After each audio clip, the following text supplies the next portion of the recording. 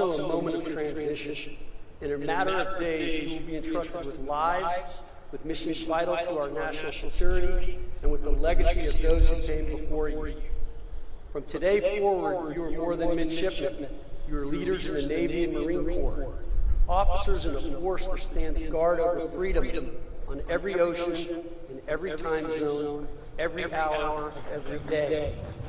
That's no small thing. But let me be honest with you. What you're about to step into is not easy. The pace of change is accelerating. The threats are growing more sophisticated. The burden of leadership is heavier than ever, but so is the opportunity. The opportunity to shape the future of naval warfare, the opportunity to lead diverse, talented teams in ways that will define missions and even save lives. The opportunity to be exactly the kind of leader the world needs now. Smart, grounded, resilient, humble, and courageous. What will define you from this moment on is not your commission or your class rank or even your service selection. What will define you is how you lead when the pressure is on, when the plan falls apart, when lives are at stake, and when everyone around you looks to you for calm and courage. Leadership is never about you, it's about those you serve. General John Lejeune had it right when he said the relationship between officers and enlisted must be like teacher and scholar, not superior and inferior. Your people will teach you more than you expect. Respect that. Learn from them. Lead them well. You are not simply to give orders. You are to grow those under your command into something better. Instill in them the core values of honor, courage, and commitment. Not just with words, but through example. Now, a quick word about values, honor, courage, commitment. These aren't just words etched on academy walls or printed in manuals. They are your compass. And in a future filled with new technologies, cyber threats, and global instability, character will matter more than ever. You are inheriting a fleet that sails in a world full of complexity and consequence. We face adversaries who test the rule-based order at sea. We operate in an environment where innovation moves at the speed of relevance, and we must be agile, accountable, and adaptive, because lethality is just not about firepower. It is about clarity of purpose, efficiency of action, and unity of command. Admiral Rickover, the father of the nuclear navy, once said, "Responsibility is a unique concept. You may share it with others, but your portion is not diminished. You cannot delegate accountability. When the mission falters, your name is on the line. When it succeeds, share the credit. That is leadership. There will be days when you'll feel the weight or burden of leadership. That's natural. But on those days, remember this: you are not alone. You stand on the shoulders of those who came before you, and beside shipmates who will have your back in ways that will stay with you for the rest of your life. You are stepping into a future that will test you, but I believe, we believe, the American people believe you are ready. Ready to innovate, ready to inspire, ready to lead in a Navy and Marine Corps that is evolving, modernizing, and building a more lethal, adaptable, and resilient force. You are the future of that force. So take pride in what you've achieved, take responsibility for what comes next, and take care of those you are privileged to lead. Your commission is more than a contract. It is a covenant with the American people. They trust you to defend this nation with honor, to wield power with restraint, and to lead with integrity, even when no one is watching. So class of 2025, step forward with confidence, but carry within you the humility of those who came before. From the decks of destroyers to the cockpits of strike aircraft, from forward operating bases to submarines beneath the sea, you'll be the tip of the spear and the steady hand behind it. In closing, know this: your country is proud of you, not just for what you've done, but for who you've chosen to become. You are not just graduates, you are defenders of the Constitution, ambassadors of liberty, and the next generation of American leaders. May God bless you, your families, and the United States of America. Congratulations on this well-deserved honor. Thank you.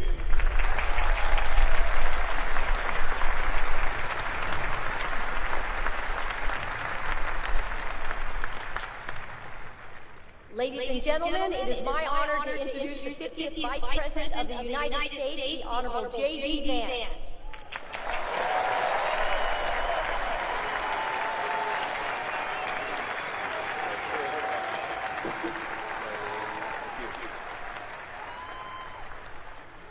Well, it is great to be with you here on this incredible day, and I gotta say, it's a pretty cool trick where when people say good morning, you guys say it back in unison. So let me say good morning to the class of 2025.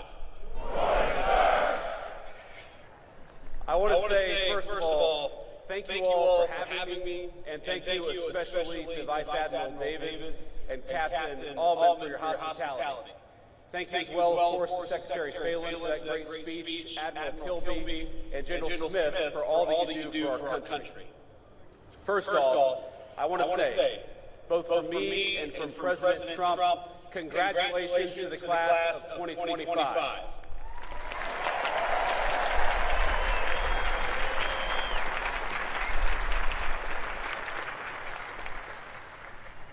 I want to say congratulations not just to you all, because you all certainly earned a great honor, but congratulations to the families, the friends, the faculty, plus the other midshipmen and service members who join us on this beautiful morning and share in this incredible day.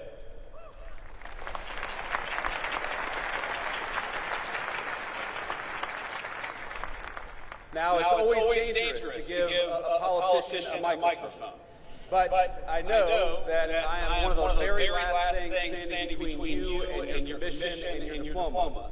And so, out of respect, I just want you to know that this is only going to be a 3.5 to 4 hour speech. I hope you all brought your sunscreen, because it's bright out here. But today is such an incredible day for you. Tonight, you'll celebrate in the finest tradition of the United States Naval Academy with great food and, of course, maybe a little drink.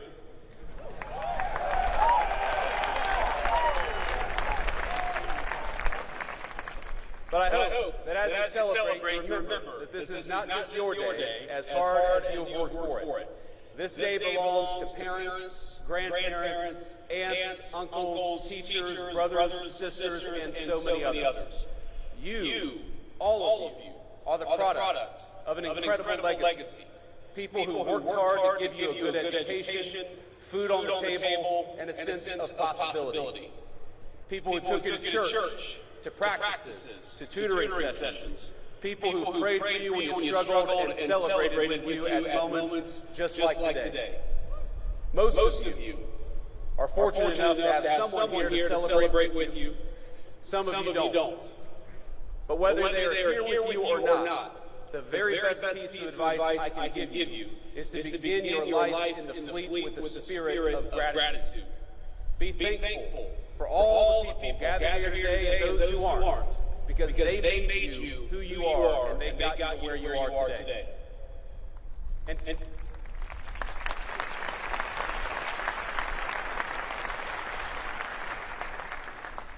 And I hope you'll take from that gratitude a sense of duty.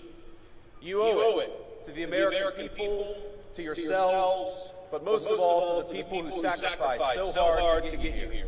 You owe it to them to do the best job you can, and I know that is exactly what you're going to do.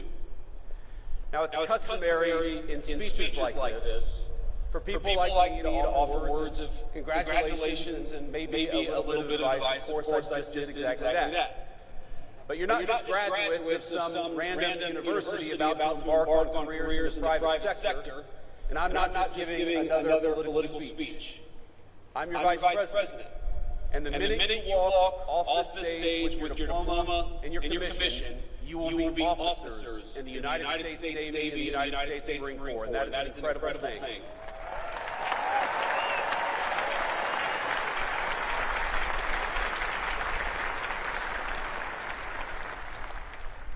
You will be leaders of men and women in our armed forces.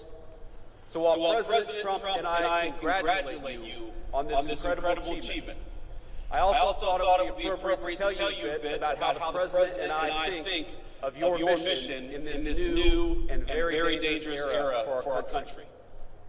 Now, last week, the President took a very historic trip to the Middle East, meeting with heads of state in Qatar, Saudi Arabia, and the United Arab Emirates.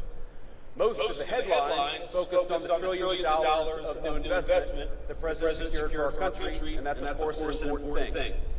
But I actually think the most significant part of that trip is that he signified the end of a decades-long approach in foreign policy that I think was a break from the precedent set by our founding fathers.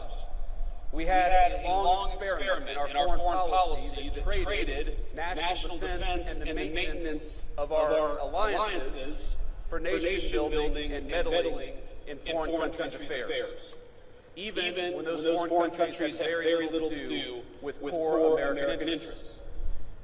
What we're seeing from President Trump is a generational shift in policy with profound implications for the job that each and every one of you will be asked to do. Now, following the collapse of the Soviet Union, our policymakers assumed that American primacy on the world stage was guaranteed. For a brief time, we were a superpower without any peer. Nor did we believe any foreign nation could possibly rise to compete with the United States of America. And so our leaders traded hard power for soft power. We stopped making things, everything from cars to computers to the weapons of war, like the ships that guard our waters and the weapons that you will use in the future. Why do we do that? Well, too many of us believe that economic integration would naturally lead to peace by making countries like the People's Republic of China more like the United States. Over time, we were told the world would converge toward a uniform set of bland, secular, universal ideals, regardless of culture or country. And those that didn't want to converge, well, our policymakers would make it their goal to force them by any means necessary. So instead of devoting our energies to responding to the rise of near-peer competitors like China, our leaders pursued what they assumed would be easy jobs for the world's preeminent superpower. How hard could it be to build a few democracies in the Middle East? Well, almost impossibly hard, it turns out, and unbelievably costly. And it wasn't our politicians who bore the consequences of such a profound miscalculation. It was the American people, to the tune of trillions of dollars, but more than anyone, it was borne by the people who were in your shoes just a few short years ago, by our service members and their families. The tens of thousands of warfighters who sacrificed precious time, energy, and in some cases their very lives in the line of duty. They are the ones who bore the cost of past failure. Our leaders abandoned clearly stated strategic goals for lofty, often incoherent abstractions. This is how, for example, we wound up chasing a $230 million pier in Gaza that worked for a grand total of 20 days while injuring over 60 American service members in the construction and maintenance of that pier. Our government took its eye off the ball of great power competition and preparing to take on a peer adversary, and instead we devoted ourselves to sprawling, amorphous tasks like searching for new terrorists to take out while building up faraway regimes. Now, I want to be clear. The Trump administration has reversed course. No more undefined missions. No more open-ended conflicts. We're returning to a strategy grounded in realism and protecting our core national interests. Now, this doesn't mean that we ignore threats. But it means that we approach them with discipline, and that when we send you to war, we do it with a very specific set of goals in mind.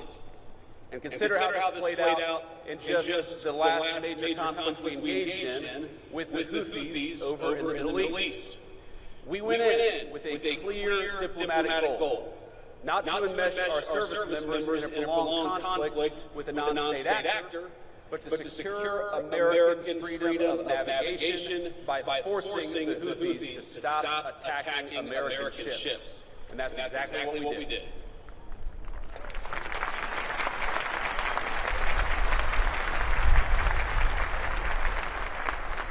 We pursued that goal through overwhelming force against two military targets.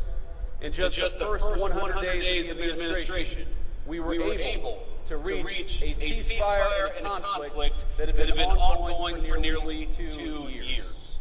That's how military power should be used, decisively with a clear objective. We ought to be cautious in deciding to throw a punch, but when we throw a punch, we throw a punch hard, and we do it decisively, and that's exactly what we may ask you to do.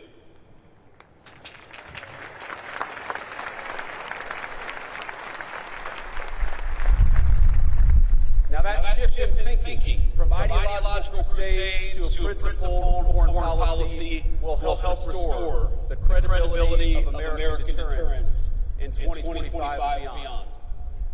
With the Trump administration, our adversaries now know when the United States sets a red line, it will be enforced. And when we engage, we do so with purpose, with superior force, with superior weapons, and with the best people anywhere in the world.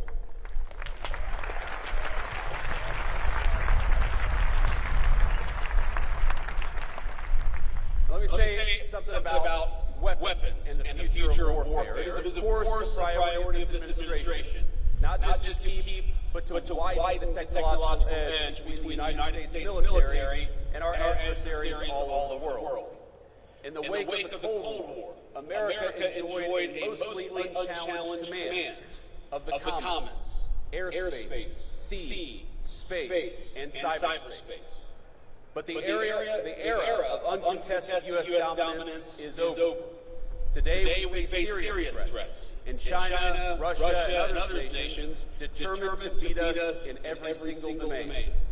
From spectrum to low Earth orbit to our supply chains and even our communication infrastructure. Technology has lowered the cost of disruption, and so we must be, all of us, not just smarter. We got to make sure that we send our troops to war. We do it with the right tools. We can no longer assume our engagements will come without cost. That's why the Trump administration is investing in innovation, rewarding risk takers at the Department of Defense, and streamlining weapons acquisition for the new century. Investing in cutting-edge weaponry like hypersonics is important, but just as important are the low-cost, high-impact technologies that are already transforming the battlefield. Things like drones. And by the way, when we talk about innovation is not just happening in the laboratory of a defense contractor. Innovation increasingly is happening on the very battlefields that you will lead troops on. So that you are not just recipients of innovation, you're not just users of tools, you will very often be developing tools in this new century. Our lawmakers and military brass alike must learn to adjust to a world where cheap drones, readily available cruise missiles, and cyber attacks cause extraordinary damage to our military assets and our service members. And it will be you, the graduates gathered here today, who will lead the way for the rest of us. Your service will bring new challenges and environments, including ones unfamiliar even to those who served before you. You will deploy new equipment, new systems, and new technology. And through those experiences, it is you who will learn, who will teach others, and will help our services in our entire country adapt to the future we're confronting. Now, the extraordinary education you have received is an investment by the American people, an investment not only in your courage, but in the strength of your minds and the promise of your leadership. Because your nation rests easier knowing that we have the most brilliant strategists and tacticians standing guard. Men and women like you, brilliant enough to preempt and, if called, fight and win the wars of tomorrow. And as technological change continues to transform the battlefield, it only heightens the importance for this administration, for our own whole country, on investing in our military's human capital. That's you. In the well-being of our warfighters, in your brilliance, in your strategic innovation. Modernization isn't just about tactics and tools. It's about meeting the needs of our service members. For too long, we asked too much of too few. Past leaders sent our service members on mission after mission with no exit strategy, no end in sight, and with little articulation for the American people or for the warfighters about what we were doing. When we extend the deployment of an aircraft carrier, that has real impact on people's lives, and we're aware of it. They miss their families, of course they miss their loved ones and their home life. They accept that sacrifice, and that's the job that you've taken on. But the job that we have taken on is to never misuse that sacrifice or never ask you to do something without a clear mission and a clear path home.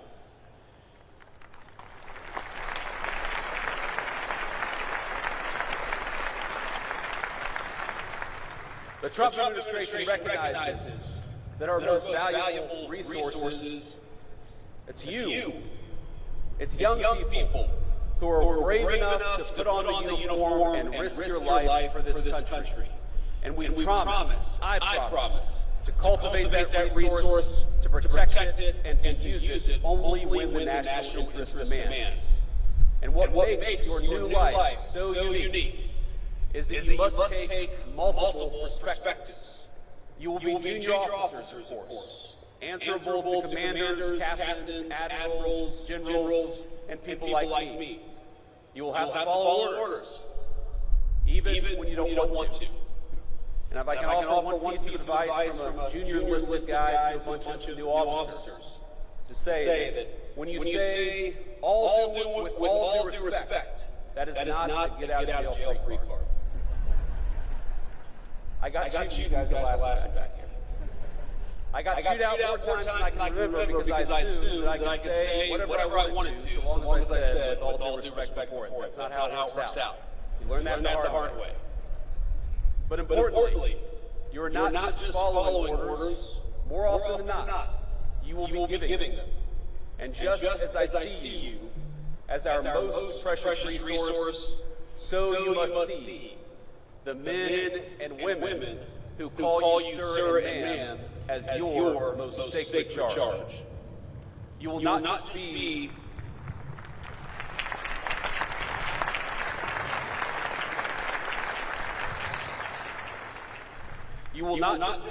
another boss.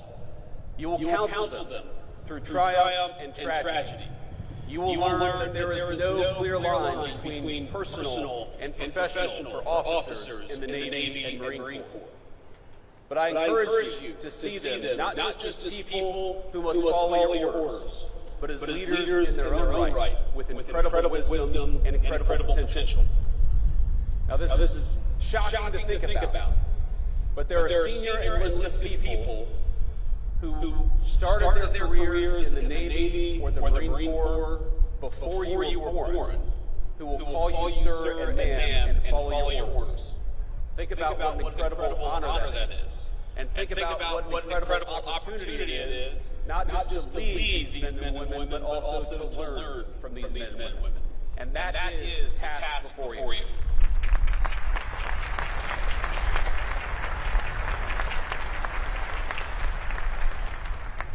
You will lean on that experience, of course, but still, you're very often, more often than not, going to be the one in charge. That is an honor, but it's a responsibility that ought to give you chills. You've made it now through one of the most demanding institutions in the entire world.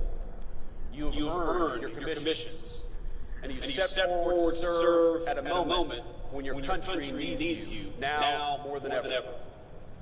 But you're stepping into gigantic shoes, and it's worth taking stock of that as you prepare to receive your commission. Those of us who served know that graduates of the Naval Academy, they have a certain energy, a certain aura, a certain respect when they're out there in the fleet. Let me just give you an example. Today is your day, of course, and you should celebrate. But in 3 days, the President and I will lead the most solemn occasion in our nation, Memorial Day at Arlington Cemetery. You'll learn, as I have, that when people say things like Happy Memorial Day, you appreciate the sentiment behind it, but you know that it's wrong. Because Memorial Day is not a happy day.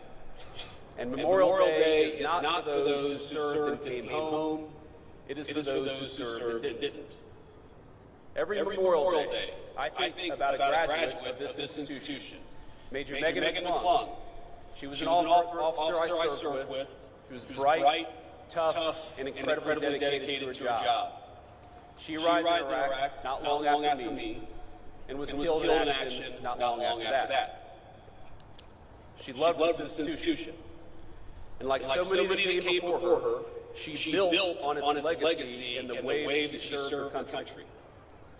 Now, there are so many stories of great service in this institution. I look at these signs on this stadium, Belleau Wood, Midway, Guadalcanal. These are battles I read about in history books or learned about when I was a United States Marine. If you just try to read a list of the people who served after graduating from this institution, the list is almost so long you can't get through it. Senior leaders, Commandants of the Marine Corps, Chiefs of Naval Operations, astronauts, great business leaders, and even a few lowly politicians have graduated from the United States Naval Academy. Their service is an incredible legacy that they have passed on to you. And you are the bridge that connects the incredible heritage of this institution to the future duties and responsibilities your country needs you to perform. That's an incredible honor, but it's also an incredible responsibility, and I hope you take it seriously. People will look at you as graduates of the Naval Academy in a different way than they look at most of the people that you will meet every single day. They will look at you that way, yes, because you worked hard, and yes, because you deserve this day, but they will also look at you differently because you stand on the shoulders of giants. And 20, 30, or 40 years from now, there are giants there are people who are going to be standing on your shoulders. So please remember that. Please take it seriously, and please recognize that you become part of a brotherhood and sisterhood that will enable you to do great things, that will support you as you do them, but will ask you to give back as you should in return. You are the inheritors of a national tradition dating back 250 years. It began with John Paul Jones, and the founders of this country asked the United States Navy to take on the most powerful Navy on Earth, and we won. Our first patriots knew the stakes. They did not seek out war. They did everything they could to advocate and petition for their own liberties. But when the time came, they raised the military, they raised the Navy, and they fought like hell. Their examples lives on in all of you. In their courage, we see the roots of your calling to be strong but not reckless, to seek peace but never at the expense of liberty, to hold firm to your convictions, even when the cost is high. Now, I want to say to all of you, I've been Vice President for all of about 120 days. And this summer, I will celebrate my 41st birthday. But I have never, in those 41 years, been so proud as I am today. To honor you, to celebrate you, and to congratulate you on a job well done.